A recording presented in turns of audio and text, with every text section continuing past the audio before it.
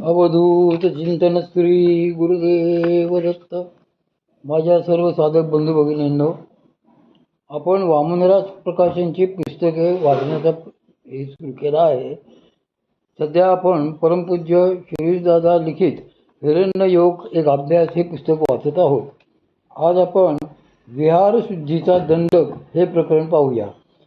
ज्या साधकांना अद्याप महायोगाची प्राप्ती झालेली नाही त्यांनी श्री महाराजांच्या मतानुसार आणखी एक दंडक पाळण्यासारखा आहे. जगातल्या सगळ्याच संप्रदायांनी असे दंडक आपापल्या साधकांकरता घातलेले दिसतात. हा पुढचा दंडक विहाराच्या संबंधातला आहे. साधक कितीही चांगल्या अंतःकरणाचा असला, त्याची चित्त भूमिका कितीही सात्विक असली तरी सुद्धा त्याने विहारशुद्धी पाळलीच पाहिजे. नाहीतर आजूबाजूच्या वासना संस्कारांनी त्याचेही चित्त मलिन व्हायला वेळ लागणार नाही. त्याने उठावे, बसावे, मिसळावे ते योग्य व्यक्तींमध्येच.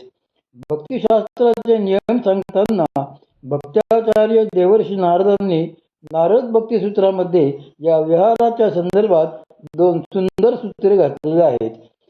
स्त्रीधनास्तिक वैरी चरित्रम न श्रवणीयम अभिमानदंभादिकम त्याज्यम.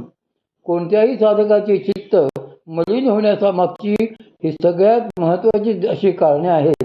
जे शास्त्रांचे, धर्मांचे, गुरूंचे, परमार्थाचे वैरी आहेत, जे स्त्री लोलूप आहे आणि धनलोलूप आहेत, अशा व्यक्तींनी चरित्रे किंवा त्यांचे विचार ऐकणे अथवा त्यांच्या सान्निध्यात जाणे हे साधकांना घातक असते.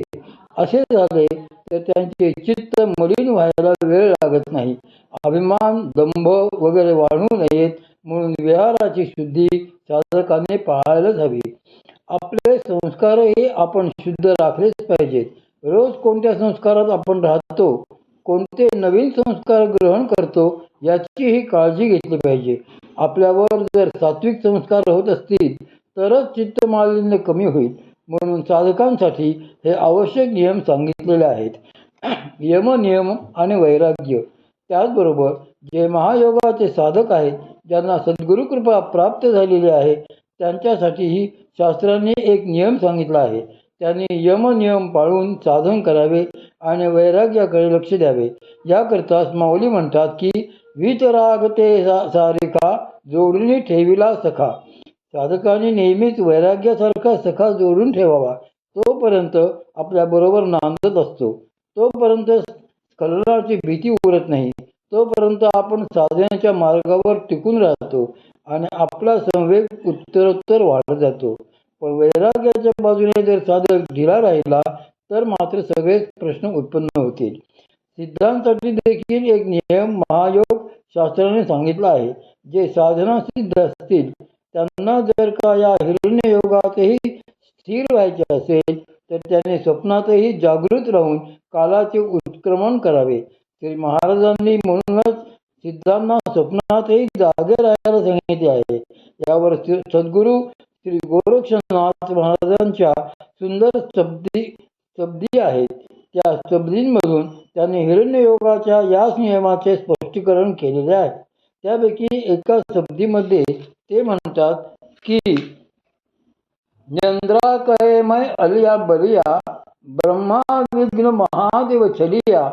न्यंद्रा कहे हूँ वैरी शरीर विभूती, जागे गोरश हूँ पडी सूती. तसेच एका अभंगात ते म्हणतात की जागृत निंद्रा स्वल्प आहारम. ज्या योगाला या हिरण्य योगात स्थिर व्हायचे असेल त्याने जागृत निंद्रा म्हणजे सावध, जागृत निद्रा आणि स्वल्प आहार म्हणजे स्वल्प आहार ठेवावा, कमी खावे.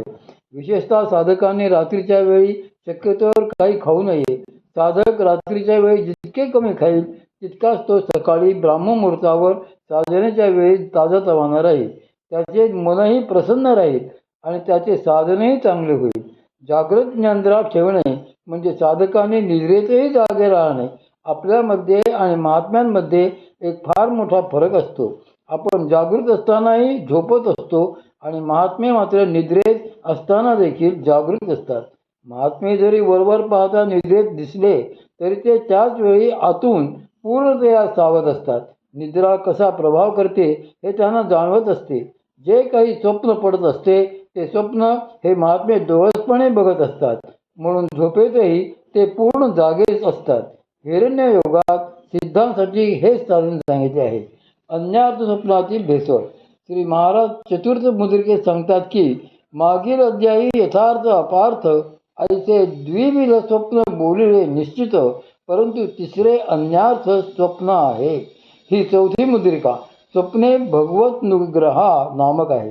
स्वप्नात भगवत अनुग्रह कसा होतो तेच या चौथ्या श्लोकाच्या विवरणात श्री महाराज सांगत आहेत. ते म्हणतात की स्वप्नात अपार्थ आणि यथार्थ हे तर भेसळतातच, पण अन्यार्थ आणि यथार्थ स्वप्न यांची देखील बरेचदा भेसळ होते. याकरता त्यांनी एक उदाहरण दिले आहे. काम्य कर्मांचे करता अनुष्ठान, स्वप्नी होता स्त्री दर्शन, तेव्हा समृद्धी संपूर्ण त्या कर्माची ओळखावी. श्री महाराज म्हणतात की ज्यावेळी कुणी एखाद्या काम्यकर्मासाठी मंत्राचे अनुष्ठान करतो त्यावेळी ती मंत्रदेवता प्रसन्न झालेली आहे का हे ओळखण्याची एक खूण असते. अशा वेळी स्वप्नात सौभाग्य अलंकारयुक्त अशा स्त्रीचे दर्शन होते. असे स्त्री दर्शन त्या साधकाला स्वप्नात झाले तर त्याच्या अनुष्ठान कर्माची संपूर्ण सांगता समृद्धी होते, त्याचे काम्य पूर्ण झाले असे समजले जाते.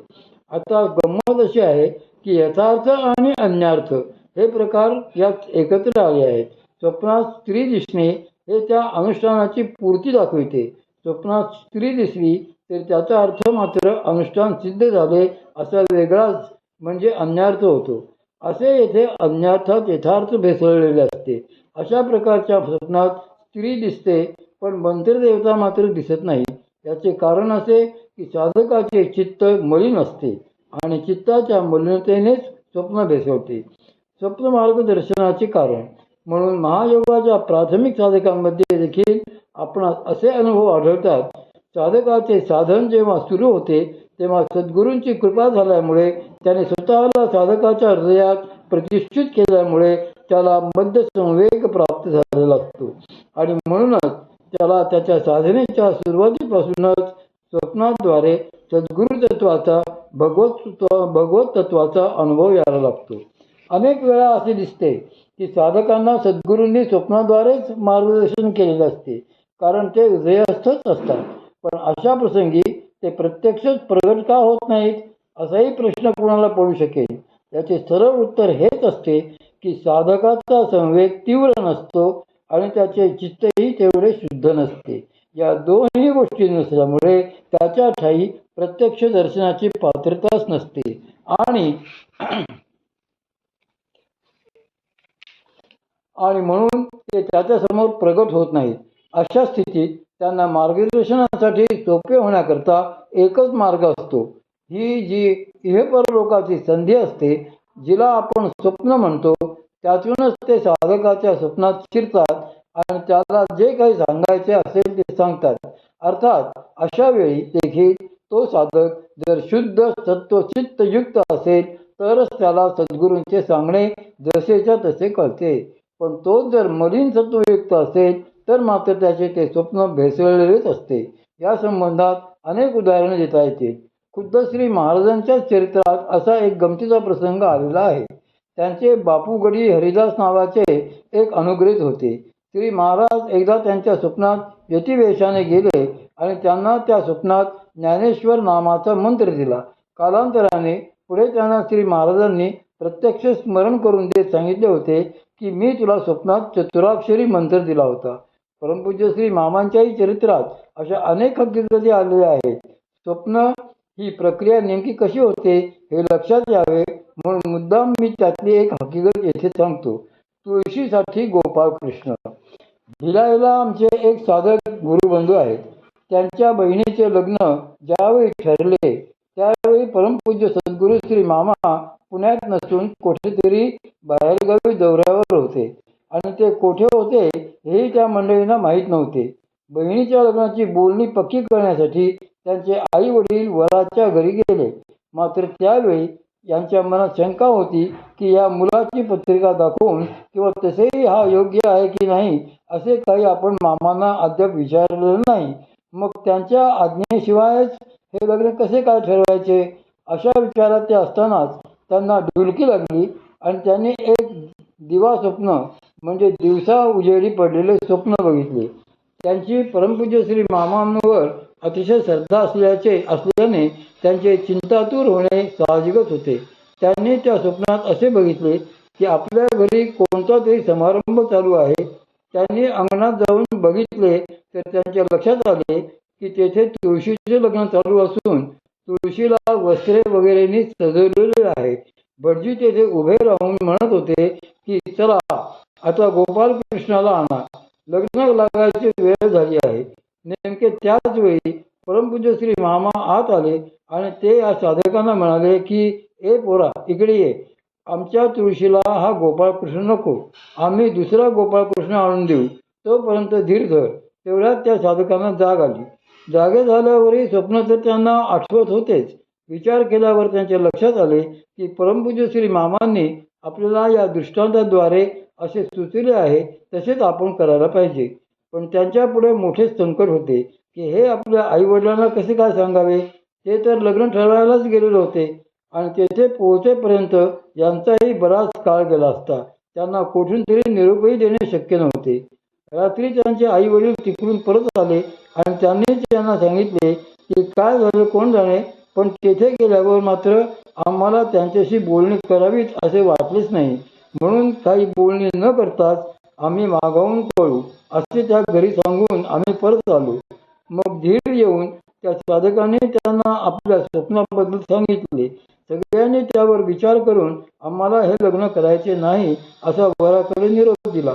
त्यानंतर एका आठवड्याने त्या मुलाचे एक जवळचे नातेवाईक त्यांना भेटले असता त्यांच्याकडून खात्रीशीरपणे यांना असे कळले की तो मुलगा अत्यंत व्यसनी आहे. त्याला नाना तऱ्हेची व्यसने असून त्यापायी तो अगदी वाया गेलेला आहे. तो काहीच कामधंदा करीत नाही. त्यामुळे कसेही करून एकदाचे त्याचे लग्न लावून द्यावे म्हणजे तरी तो सुधारेल असा त्याच्या घरच्या मंडळींचा विचार होता. प्रस्तुत घटनेनंतर त्या साधकांची लगेचच पुढे परमपूज्य श्री मामांशी नागपूरला गाठ पडली. त्यावेळी परमपूज्य श्री मामांना अर्थातच ही हकीकत काही माहीत नव्हती. पण ते साधक समोर आल्याबरोबर परमपूज्य श्री मामा त्यांना पटकन म्हणाले, तुला आम्ही सांगितले होते ना की दुसरा गोपाळकृष्ण आणून म्हणून, त्यासाठी जरा थांब, थोड्याच दिवसात ते कार्य होईल. नंतर खरोखरीच 3-4 महिन्यांनी त्या मुलीचे लग्न एका उत्तम ठिकाणी ठरून सुखरूपपणे पार पडले. एक महत्त्वाचा सिद्धांत, या स्वप्नातही यथार्थ स्वप्न आणि सूचक स्वप्न एकत्रित आहेत. ती वेगवेगळी काढता आली पाहिजेत. अशा प्रसंगी वेगवेगळे समजले पाहिजे म्हणून श्री महाराजांनी एक सुंदर सिद्धांत प्रतिपादिलेला आहे. ते म्हणतात की स्वप्नी जीव करता पूर्ण, तो स्वप्न प्रपंच निर्मी आपण, परी भगवन मूर्ती दर्शन जीव निर्मूषकेना. स्वप्नातली सर्व सृष्टी जीव मनाने निर्माण करतो, पण त्याला स्वप्नात भगवन मूर्ती किंवा सद्गुरू मूर्ती मात्र निर्माण करता येत नाही. कारण कल्पनेच्या अतीत असलेले तत्व कल्पनेने साकार होत नसते. मनाचे ते सामर्थ्यच नसते.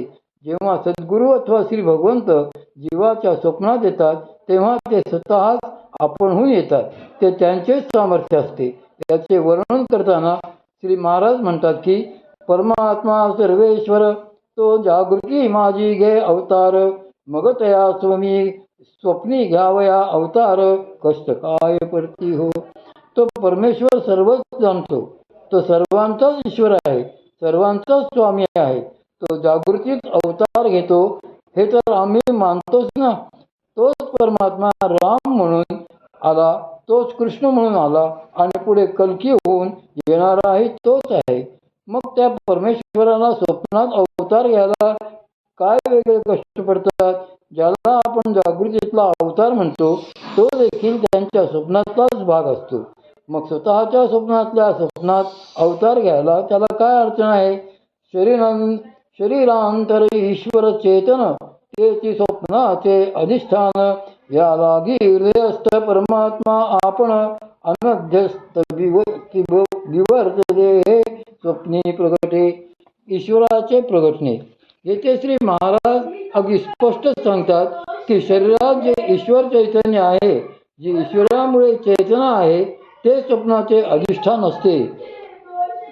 जीव जरी स्वप्नातला प्रपंच निर्माण करतो तरी त्याचे अधिष्ठान जीव नसून तो परमात्माच असतो. म्हणूनच त्या अधिष्ठानाला समष्टीमध्ये हिरण्यगर्भ असे म्हणतात आणि व्यष्टीत त्याच अधिष्ठानाला तेजस असे म्हणतात. तो आपल्याच तेजाने प्रगटतो म्हणूनच त्याला तेजस म्हणतात. जागृतीत श्री भगवंत जसे अनध्यस्त विवर्त देहाने प्रगटतात तसेच ते स्वप्नातही अनध्यस्तवित देहानेच प्रगटतात. त्यांच्या या दोन्ही प्रगटण्यात काही भेद नाही. त्या भगवत तत्वात आणि सद्गुरु तत्वात भेद नसतो. ते आहेत तसेच अभेद रूपाने अभेद बोधाने प्रगटतात. पण येथे जो प्रश्न असतो तो आपला स्वप्नांवर ताबा येण्याचा. या हिरण्य योगामध्ये स्वप्नांवर आणि त्या स्वप्नांमधील मनावर देखील आपला ताबा यायला हवा असतो.